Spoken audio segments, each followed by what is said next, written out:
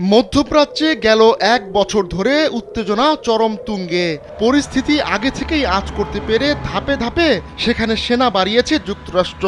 শুধু তাই নয়, ওই অঞ্চলে একগাদা যুদ্ধবিমান, যুদ্ধজাহাজ সহ বিমানবাহী রণতরী পাঠিয়েছে দেশটি। মিত্রদের ওপর যে কোনো হামলা ঠেকাতেই যুক্তরাষ্ট্র এমন পদক্ষেপ নিয়ে রেখেছে।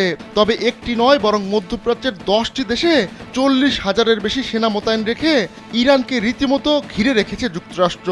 ইরানে ইসরায়েল হামলা চালালে তাতে অংশ নিতে দেখা যেতে পারে মার্কিন বাহিনীকেও। সিরিয়ায় প্রায় 900 মার্কিন সেনা মোতায়েন রয়েছে। ইসলামিক স্টেটের বিরুদ্ধে সন্ত্রাস বিরোধী অভিযান পরিচালনার জন্য তারা সেখানে রয়েছে। তাদের মধ্যে আবার প্রায় 100 সেনা ফ্রি সিরিয়ান আর্মিকে সহায়তা করছে।